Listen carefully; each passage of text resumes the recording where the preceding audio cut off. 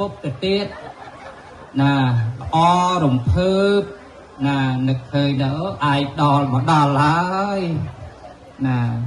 ហើយបងលោកសំដែងថែមទៀតបុគ្គលណាដែលបានរលឹកនឹកឃើញនៅសេចក្តីស្លាប់រយរាល់ថ្ងៃរាល់ពេលរាល់យប់រាល់ព្រឹកបុគ្គលនឹងមានអានិសង្សគង់ពោះដូចជាមានលោកនោះញោមពពោធិសត្វនៃយើងបងយងយកកំណើតណាកើតជាព្រានម្នាក់ហើយនៅក្នុងនោះតួអង្គពពោធិសត្វនៃយើងមានគ្នា6នាក់មានប្រពន្ធព្រះអង្គមានកូនព្រះអង្គមានកូនស្រីមានអ្នកបម្រើគ្រប់បែបយ៉ាងទាំងអស់ប៉ុន្តែអ្នកទាំង6នាក់ស្ថិតនៅក្នុងការគ្រប់គ្រងស្ថិតនៅក្នុងការ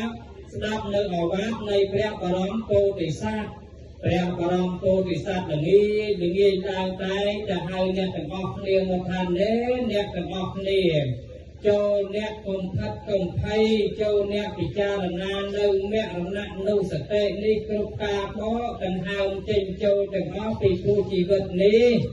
ទាំងអ្នកមានទាំងអ្នកក្រទាំងអ្នកល្អទាំងអ្នកអាក្រក់ទាំងអ្នកពិការដៃពិការជើងកើតមកហើយសិតតែស្លាប់ទៅវិញជាធម្មតាគ្មានបុគ្គលសត្វណាកិច្ចឬគោរពឲ្យរួចអំពីសេចក្តីស្លាប់នោះបានទេអាត្មាសម្ដែងខ្លីចុះចំញោមថ្ងៃមួយគឺព្រះបរមពោធិសត្វនឹងឯងទៅជួស្រែចាប់ទៅដល់ស្រែហ្នឹងអាកូនប្រុសទៅជាមួយទៅដល់ស្រែហ្នឹងគោព្រះបរមពោធិសត្វចាប់ផ្ដើម